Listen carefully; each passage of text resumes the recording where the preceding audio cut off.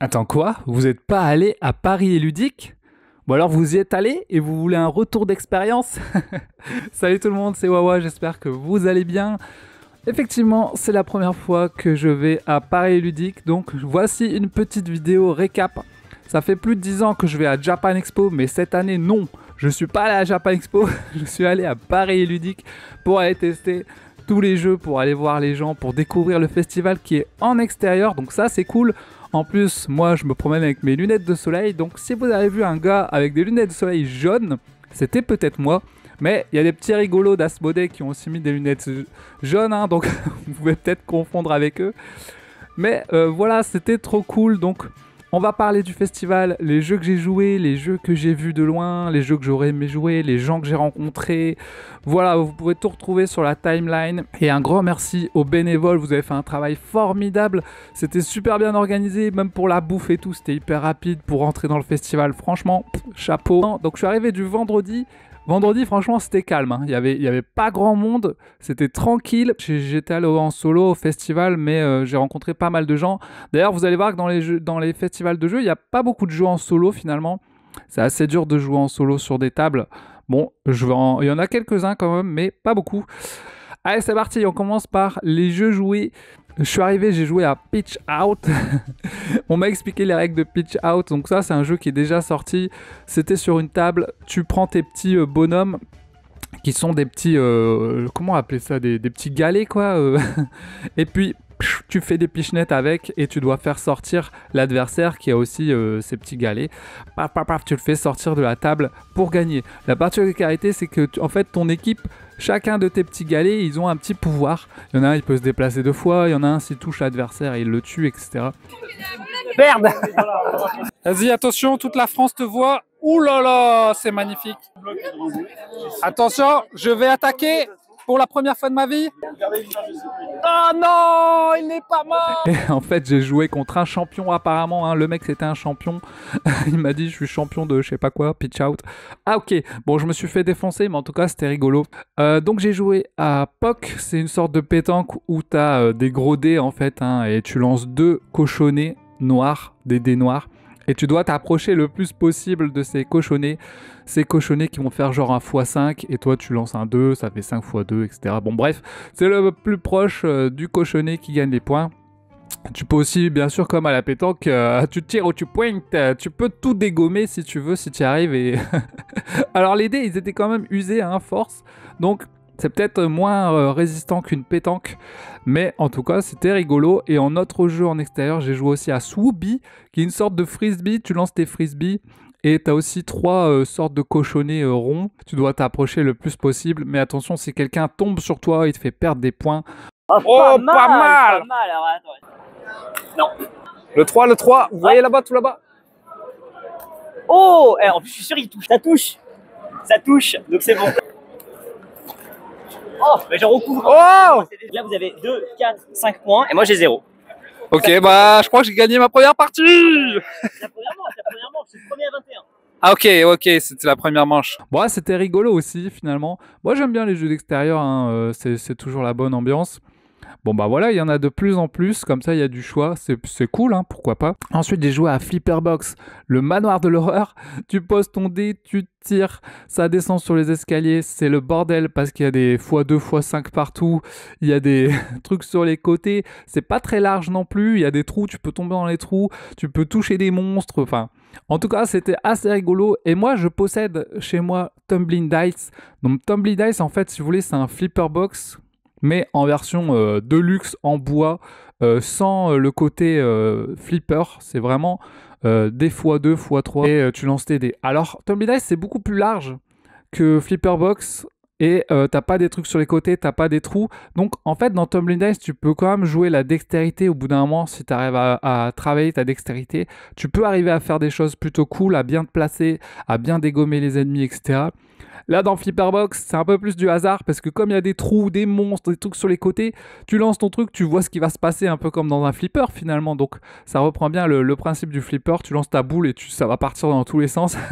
C'est assez rigolo, mais vous allez pas pouvoir, même si vous êtes fort en dextérité de doigté, ça va être dur de faire un truc quali, quoi. Ouais, faut que je touche lui. En tout cas, c'était rigolo et c'est plus accessible qu'un Tumbling Dice, 100 €, alors que Flipperbox, c'est une trentaine d'euros, je crois. Plutôt rigolo. Ensuite, j'ai joué à Star Wars Battle of Hoth, incroyable. Un jeu, c'est Mémoire 44, mais en mode Star Wars. Donc, c'est un jeu de wargame simplifié, en fait. Hein.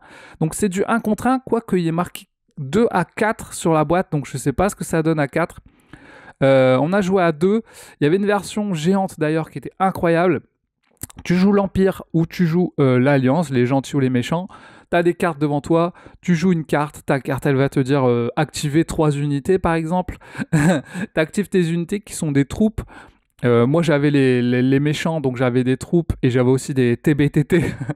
Je devais détruire les 2 bases ennemies de l'Alliance. L'Alliance elle devait décimer mes troupes pour pouvoir gagner. Je crois qu'elle devait en décimer 4 ou 5, je sais plus. Donc finalement... Tu joues tes cartes, tu avances tes troupes, soit tu les avances vite, soit tu les avances et tu tires, ou alors tu tires. En fonction de là où tu tires, par exemple, ta troupe, elle va dire à 3 de distance, tu lances que 1 dé, mais au corps à corps, tu lances 3 dés. Donc voilà, il y a un système comme ça, en fonction de la distance, tu lances plus ou moins de dés. Et c'est un jeu avec des dés. Hein, c'est vraiment en mode HeroQuest, tu lances tes dés. Si tu foires, tant pis pour toi. Si tu réussis, c'est cool. Donc, faut aimer le lancer de dés. Et si vous avez pas de chance au dés, vous gagnerez jamais une partie de Star Wars Battle of Hoth. Mais en tout cas, j'ai vraiment apprécié ma partie, même si notre partie s'est finie en cours parce que c'était la fin du festival, on a dû arrêter. Donc, bonne expérience pour Star Wars Battle of Hoth. J'ai beaucoup apprécié, même si j'ai pas pu finir ma partie. Donc, on a des decks différents pour l'Empire et pour les rebelles, ce qui fait que les decks sont spécialisés. Donc, quand on fait un scénario, on voit de quelle bataille est tiré le film. On voit tout à fait les images. Il y a différents scénarios, du coup ?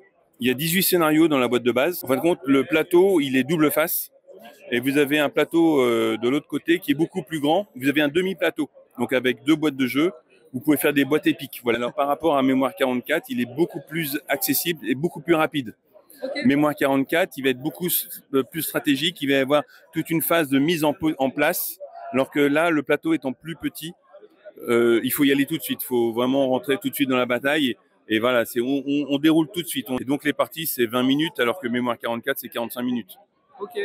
Ok, ça marche. Donc, c'est un peu plus tout public, quoi. Oui, c'est vrai qu'il est encore plus accessible et le thème risque de plaire et donc faire que pas mal d'enfants, vont s'y mettre. Ils vont jouer avec leurs parents. Voilà, ou avec des copains. Ce que je regrette dans le jeu, c'est que vous avez que des figurines de troupes, TBTT, des tourelles, etc. Mais vous n'avez pas de héros. Il y a des cartes de héros, genre Dark Vador, Leila, il y a des cartes, mais il n'y a pas les figurines. Donc, dommage quoi. Une bonne figurine Dark Vador, là, ça aurait été cool. Après, si vous voulez le niveau supérieur en Wargame, il faut aller sur Star Wars Shatterpoint. Mais vous voyez, dans Shatterpoint, il faut monter vos figurines, les peindre. Les règles sont plus complexes. Ici, Battle of Hoth, on est vraiment sur des règles simples. Tu joues une carte, tu avances tes figurines, tu tires, tu lances tes dés. C'est hyper simple. Et franchement, pour jouer avec des enfants ou avec un pote sans se prendre la tête, franchement, j'ai bien aimé. Bon retour sur ce jeu. Maintenant, effectivement, il y a la chance d'aider. Faut aimer les dés. Ensuite, j'ai joué à Day One. Je connaissais pas à la base Day One, j'avais juste vu la couverture. Le jeu sort en 2026. Et grosso modo, là, on avait joué à 4. Et grosso modo, devant toi, tu as un plateau. Tu vas devoir prendre une petite tuile objectif qui va te donner des objectifs pour la partie. Tu vas pouvoir en débloquer au fur et à mesure. Et par exemple, la tuile que j'avais prise, c'était je devais avoir 3 zones de forêt, et 3 maisons dans des forêts et 3 maisons à côté de l'eau. Parce qu'en fait, le but du jeu, c'est que tu vas devoir poser tes petites maisons sur le plateau central. Et c'est du contrôle de territoire. On va chacun devoir contrôler des territoires en fonction des objectifs qu'on veut faire. Donc moi, je savais que j'avais les forêts et d'être à côté de l'eau au début.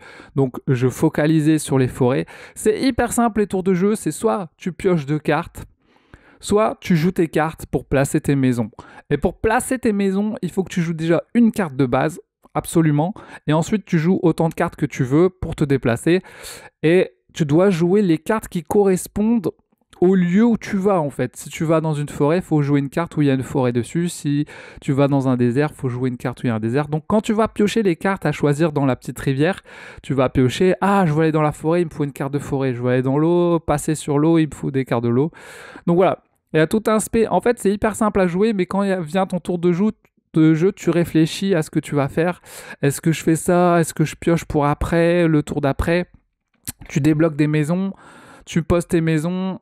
Et en fait, tu as aussi des points si tu fais 2 groupes de maisons. Enfin, il y a tous des trucs comme ça. Et j'ai passé un bon moment à Day One. Moi, j'ai essayé d'aller vite en jouant. Parce que dès que tu finis et que tu as mis toutes tes maisons, c'est la fin de partie. Tu déclenches la fin de partie. Donc, je me suis dit, je vais aller vite et tout. À côté, je voyais qu'ils n'avaient pas fini les maisons. Mais au final, j'ai perdu quand même. Parce qu'il y a des objectifs qui peuvent rapporter 8 points. Il y en a d'autres qui peuvent rapporter 4 points.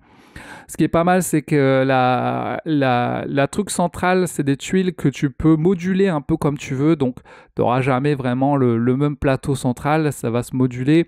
Apparemment, il y a des différentes missions, etc.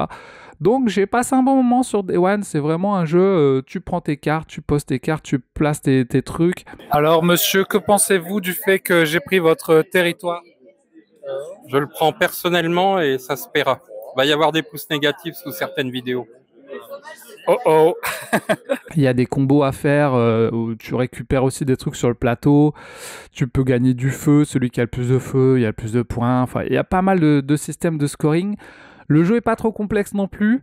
C'est du familier plus initié. Et voilà, si vous aimez le contrôle des territoires, etc., jouer à plusieurs, ça va. J'ai passé un bon moment sur Day One.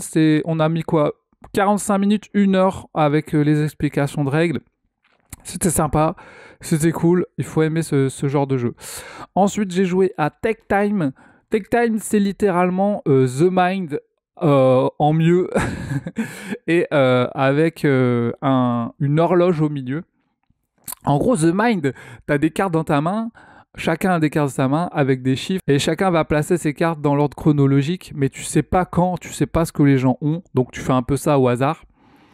Et là, Tech Time, c'est ça, mais tu dois les placer autour d'une horloge. Tu as certaines fois des conditions sur l'horloge. Ah là, vous êtes obligé de placer 3 cartes. Ah là, il faut placer entre 20 et 30. Et ça marche assez bien, parce qu'il y a aussi des cartes noires et des cartes blanches. De 1 à 12 je crois chacune. Donc tu sais que par exemple s'il n'y a que des cartes blanches autour de la table, bah tu auras des cartes à peu près de 1 à 12. Donc tu peux te fier déjà à ça. Ensuite tu peux établir une stratégie. Une fois que tu retournes tes cartes, tu peux plus parler. Donc tu dois faire ta stratégie avant. Ah, peut-être qu'on met des cartes basses ici, des cartes hautes ici. Peut-être qu'ici on met en dessous de 6. Ok les gars, ouais ok. Après tu commences à jouer et puis t'essayes de pas parler. Mais bien sûr c'est dur de pas parler. Hein. Et après en fait une fois que tu révèles les cartes, il y a un système aussi où tu as le droit de révéler quand même 4 cartes. Et les autres c'est face cachée. Une fois que tu révèles toutes les cartes, tu fais « Wow !»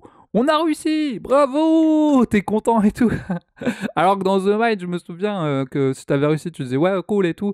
Là, franchement, c'est un The Mind en mieux. Franchement, c'est mieux. Désolé pour The Mind, mais Tech Time, t'es vraiment content quand t'as réussi. Et après, t'as envie d'enchaîner notre mission en plus difficile. Je crois qu'on a fait 4-5 missions au moins. À chaque fois, on finissait, on dit vas-y, on en fait une autre, on en fait une autre. Donc, si vous jouez en multijoueur, en famille, entre amis, c'est plutôt un bon jeu, on a passé un bon moment et on a envie de continuer l'émission de plus en plus difficile. En plus, je joue avec des inconnus, hein, avec des gens que je connaissais même pas. Donc j'imagine même pas avec des gens que tu connais, ça peut être encore mieux parce que peut-être que tu as un esprit connecté, je sais pas. Donc un bon moment passé pour Tech Time. Il y a des horloges, il faut les remplir dans l'ordre chronologique. Donc il y a des valeurs de 1 à 12 pour chaque type de carte, les blanches et les noires. Et il y a des prérogatives à respecter sur l'horloge. Et à la fin du tour, on va vérifier si on a bien respecté l'ordre chronologique. Si c'est le cas, on passe à l'horloge suivante. En gros, il y a une enveloppe. Et dans chaque enveloppe, il y a 4 chapitres. Voilà. Et donc ça sur 40 en tout, avec à la fin une dernière enveloppe qui permettrait de rejouer en fait le jeu complètement. Ça sort le 3 octobre et le prix sera 25 €. Donc un petit prix coopératif. Et puis voilà. Ensuite, j'ai joué à Village Pillage chez Origame. Eh bien, en fait, c'est un jeu qui est déjà sorti, mais j'avais envie de l'essayer. C'est très simple. Vous avez des cartes. des rouges pour l'attaque, pour voler des... C'était quoi c'est pas des sous, c'est des navets. Les sous, c'est des navets. T'as les cartes rouges qui permettent de voler des navets, les cartes bleues qui te défendent des cartes rouges, les cartes vertes qui te font gagner des navets, et les cartes jaunes pour acheter de nouvelles cartes ou pour acheter les trésors. Et si t'as les 4 trésors, t'as gagné la partie. La particularité, c'est que tu vas jouer 2 cartes. Là, c'est bien, on a joué à 3.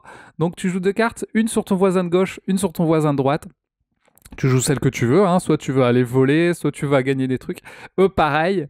Et puis voilà, toute la magie du truc, c'est que est-ce que tu vas te défendre, est-ce que tu vas attaquer en fonction de s'ils ont beaucoup de navets ou pas. Il y a un système de pauvres ou riches aussi. Des fois, si l'adversaire est plus riche que toi, tu peux lui voler plus, etc. Ce qui est super intéressant, c'est de pouvoir acheter des cartes du marché qui sont au milieu là et de récupérer des cartes un peu plus puissantes. Il y a des cartes qui sont vraiment cheatées, hein. Du genre, je vole la carte à un adversaire à chaque fois, l'autre il nous volait toutes nos cartes. Voilà, j'ai passé un bon moment, mais j'ai trouvé ça peut-être un peu long. Ça a duré un peu, surtout en festival où tu as envie d'enchaîner plein de jeux. Au bout d'un moment, quand c'est trop long, tu fais bon, allez. Mais il fallait gagner quoi, 4 trésors. Je me disais au bout du 2e, 3e, j'avais envie que la partie se finisse, mais j'ai passé quand même un bon moment. C'était rigolo. Ensuite, j'ai joué à Eternal Dex. Alors, c'est marrant parce que Eternal Dex, j'en avais déjà entendu beaucoup parler sur les médias. Et quand je voyais l'illustration, le matos, ça me donnait pas trop envie au niveau du design. Et quand j'y ai joué en vrai, j'étais là, waouh, mais c'est stylé en fait, avec le petit tapis. Alors, le tapis, c'est pas un tapis néoprène, hein, c'est un petit tapis voilà, tout fin. Mais c'est vraiment stylé le fait d'avoir le tapis. Les cartes en vrai, quand tu les regardes, elles sont vraiment stylées. Le design en fait, c'est vraiment original. T'as pas l'impression d'avoir déjà vu ça. Et c'est vraiment un jeu coop quoi. Alors apparemment, il y a un mode solo. Je sais pas du tout comment ça se joue en solo. Là, on a joué à 4. Et franchement, c'était vraiment sympa. Parce que t'as des cartes dans la main. T'as chacun ta couleur. Au début, on a fait que la première mission, mais là, c'est pareil, il y a plein de missions à faire. Tu dois jouer une carte, mais il faut... Quand tu joues des cartes, il faut que celle à côté soit pas de la même couleur et pas du même chiffre. Donc forcément, tu dois compter sur les autres pour jouer avec toi. Et tu vas avancer sur une zone. Et quand tu arrives au bout de la zone, tu peux prendre un nouveau deck pour toi. Celui qui a débloqué, il prend le deck pour lui. Donc, il gagne de nouvelles cartes. Sauf qu'en fait, le jeu, à force de jouer des cartes, tu vas arriver à bout de cartes. Si quelqu'un n'a plus de cartes, on a perdu. Donc, il faut vraiment que chacun débloque un peu des decks. Faut pas tout prendre pour soi, faut penser aux autres. En plus, c'est pareil, c'est à communication limitée. Normalement, tu n'as pas le droit de parler. Tu as juste des jetons pour dire « Ok, je peux aller dans cette zone ou dans cette zone. » Et à chaque fois, tu vas débloquer des decks. Tu vas avoir un animal qui va te donner un malus. Du genre, vous pouvez plus jouer de 1, vous pouvez plus jouer de cartes rouges, etc. Et en fait, sur la map, tu vas devoir débloquer des petits diamants. Il faut débloquer 4 diamants dans la première mission pour pouvoir gagner. Et tu as plein de façons de faire. Soit tu débloques beaucoup d'animaux, soit tu débloques tout des decks. Tu peux aussi défausser des cartes. Tu peux aussi donner une carte avec des cœurs. Il y a plein de trucs à faire et c'est super intéressant. J'ai pas vu le temps passer, franchement. On a passé un bon moment. On a gagné. Je pense juste qu'à un moment, on s'est trompé un moment dans les règles. Parce qu'en festival, ils t'expliquent les règles en rapidos, quoi. Après, t'as toujours plein de questions. Attends, mais si je fais ci, je fais ça. Et des fois, il y a des doubles couleurs en plus après que tu débloques. Un bordel. Mais franchement, j'ai passé un bon moment. J'étais surpris. Je pensais pas l'aimer tant que ça. Et finalement, j'ai bien aimé. C'est assez intéressant parce que c'est pas non plus expert. Pareil, c'est plutôt un peu comme Day One, on est sur de l'initié tranquille, ça reste assez simple à comprendre et vraiment sur un aspect coop à communication limitée comme pour Take Time. Donc c'est marrant, il y a plein de styles de jeu et en plus je crois que le jeu est pas très cher, donc franchement pourquoi pas pour jouer avec des amis, ça peut être cool. Ensuite j'ai joué à Présage, j'y avais pas encore joué. Petit jeu de cartes, voilà, vous avez des cartes. Vous jouez en équipe. Alors, c'est ça la particularité, il faut jouer en équipe, il faut être au moins 4. Et puis, tu vas jouer une carte, chacun va jouer une carte. Chaque carte a un petit pouvoir. Le but, c'est que l'un de toi ou ton équipe n'ait plus qu'une seule carte. Et puis, bien sûr, chaque carte va avoir un petit pouvoir. Si c'est la seule carte rouge, tu peux l'enlever. Ou si c'est la plus forte, tu peux l'enlever, etc. Les cartes sont assez jolies. Là, elles étaient super abîmées. Donc, je ne sais pas si elles tiennent dans le temps. Je pense qu'il vaut mieux les sleever. même si c'est des cartes assez grandes. On a passé un bon moment. Après, je sais pas si je le prendrai celui-là, puisqu'il faut être au moins 4, entre 4 et 6. Donc, c'est pas facile quand même d'être ce nombre. Et je sais pas si tout le monde aimerait bien ce jeu. Mais c'était rigolo, voilà. Ensuite, j'ai joué à Tag Team, le jeu de scorpion masqué d'affrontement. C'était cool, j'ai bien aimé Tag Team. Hein. On est vraiment sur un jeu d'affrontement avec des personnages qui ont chacun leur pouvoir asymétrique. Donc il y a un petit côté Dice Throne au final. Sauf que Dice Throne, autant on est un peu plus sur de l'initié plus. Donc il y a pas mal de règles souvent. Des fois tu vas faire des retours de règles pour savoir ce qui se passe. Là, Tag Team, franchement, c'est hyper simple. T'as juste un pouvoir par personnage qui est super simple à comprendre. Une fois que tu l'as compris, c'est bon. Et si t'as deux personnages, tu prends les 2 decks, tu les mélanges, tac. Au début, t'en as que 2.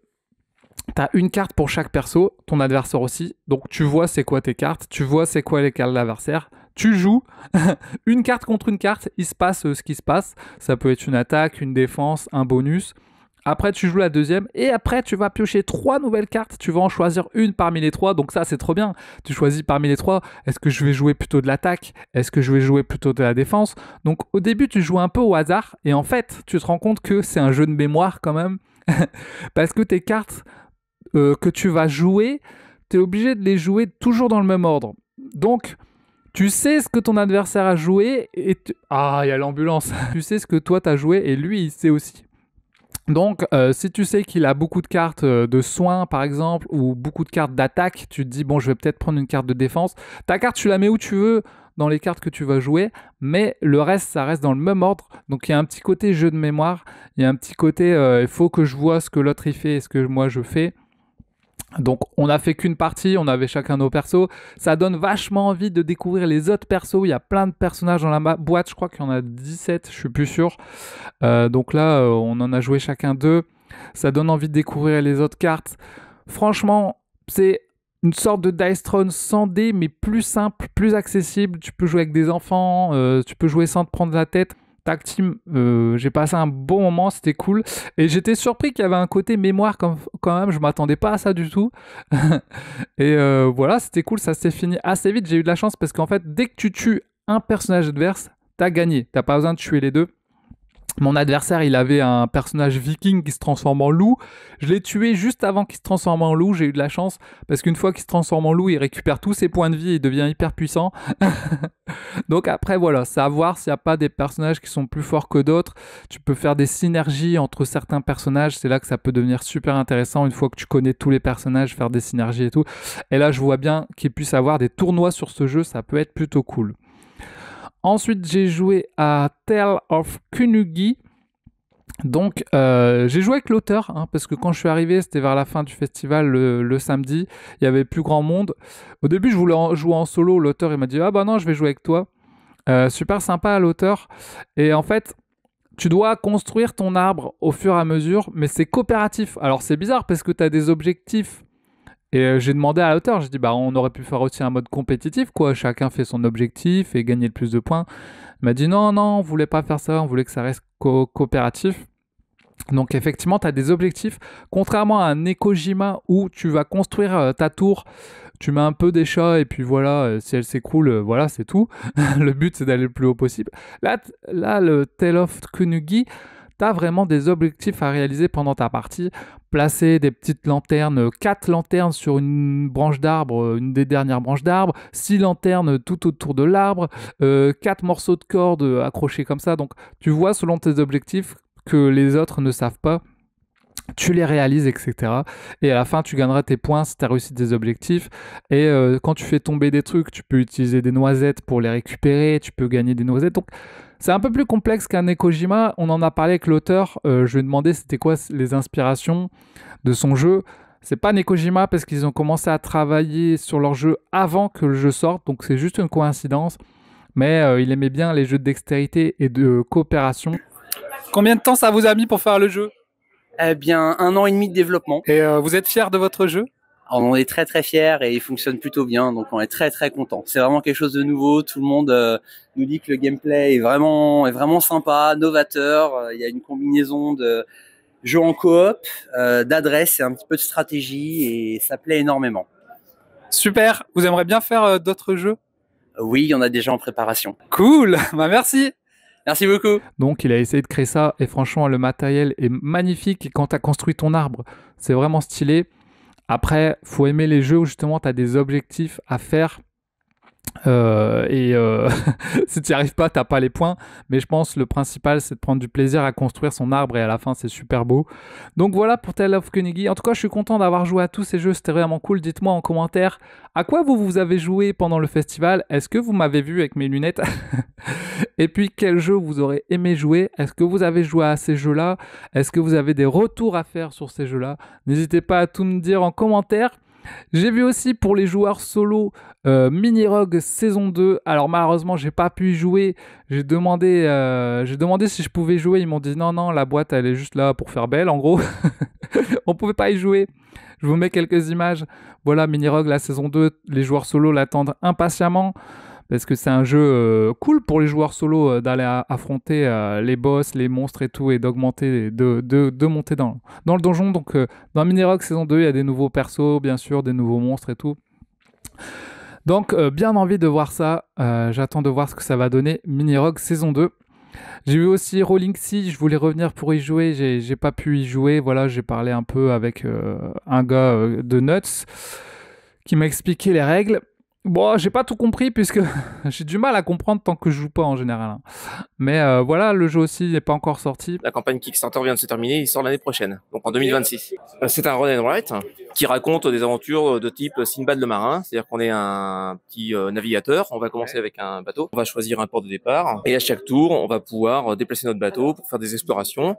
Notre objectif va être de découvrir les différents monolithes, de raconter nos aventures dans les ports qui sont à notre disposition, de combattre les pirates et éventuellement de se confronter à des tempêtes, à des typhons, à des créatures marines, tout ça pour gagner des points d'histoire, indiqués sur la piste d'histoire qui est ici. 1 heure de jeu à peu près, le mode solo il est en cours de développement par l'auteur, ce sera avec un automate. Ça a l'air quand même rigolo. Ensuite chez Arcada Studio, je suis allé voir, parce que c'est ceux qui ont fait Spark Riders et Erune, et ils vont sortir Legends of Sea. Donc ça a l'air vraiment d'être un Spark Riders en version pirate. Alors moi j'ai pas le Spark Riders. Pourquoi pas les gens aussi. On pouvait pas y jouer non plus. Voilà, je vous mets quelques images. Ça a l'air sympa aussi. Ça a l'air sympa. Il y a aussi une application, etc. C'est vraiment comme Spark Riders, hein, je pense. Je peux pas vraiment vous dire comment ça joue. J'ai pas pu y jouer. Mais voilà, je l'ai vu de loin. Donc voilà pour tous les jeux joués. J'étais le vendredi et le samedi, donc j'ai pu déjà jouer à tout ça. C'est déjà pas mal. Le vendredi soir, je suis allé dormir chez un abonné, E4, et on avait joué à The Loop chez lui, et on avait joué à Role Player jusqu'à 1h du mat, c'était cool. Les jeux que j'aurais aimé jouer, j'ai vu du Worms dans les jeux de figurines, j'aurais bien aimé jouer à Worms, ça a l'air super cool. Merlin chez les protos, j'ai déjà fait une vidéo sur Merlin avec l'auteur sur la chaîne, on avait testé le jeu. Et là, en fait, il avait commencé à faire les illustrations en intelligence artificielle quand il a fait son jeu. Et après, il a pris un illustrateur pour refaire toutes les images du jeu. Donc, franchement, respect. Et là, il y avait son jeu dispo chez les protos et j'ai oublié carrément d'aller voir et d'aller tester. Mais apparemment, les tables étaient complètes. Donc voilà, ensuite, je voulais bien tester Miams. Ça avait l'air rigolo. J'aurais bien aimé tester l'extension de Château Combo. Château Combo, un jeu que j'aime beaucoup. Et l'extension, elle a l'air assez sympa. J'aurais bien aimé aller tester Morph, le TCG, où t'as pas d'illustration et tu mets les cartes que tu veux. C'est un système assez intéressant, mais j'aimerais bien voir le gameplay. Est-ce qu'il tient la route ou pas? On ne pouvait pas tout faire, hein, donc j'ai pas pu aller tout voir.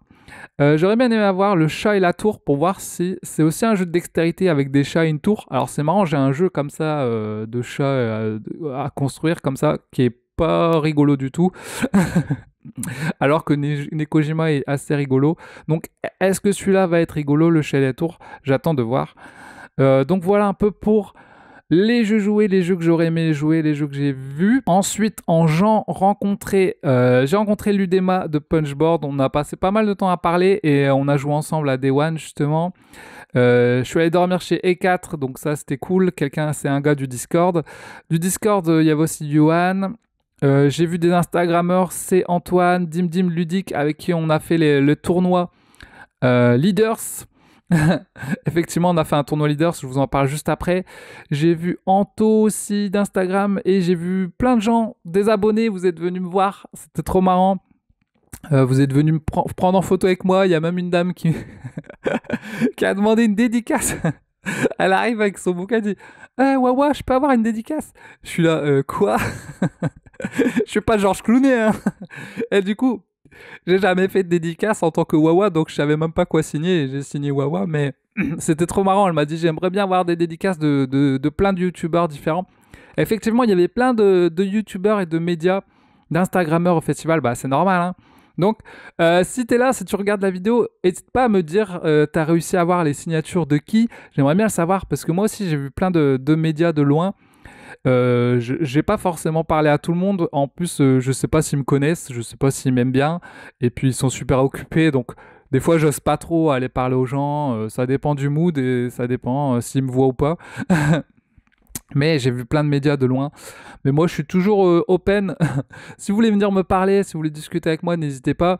Et même si vous m'aimez pas, si vous m'aimez pas, c'est pas grave. Venez me parler. Et puis, parce que des fois, on voit les gens sur YouTube, on a des a priori, on les connaît pas vraiment. Et c'est mieux de connaître les gens en vrai et de leur parler en vrai. Je pense que c'est toujours plus sympa.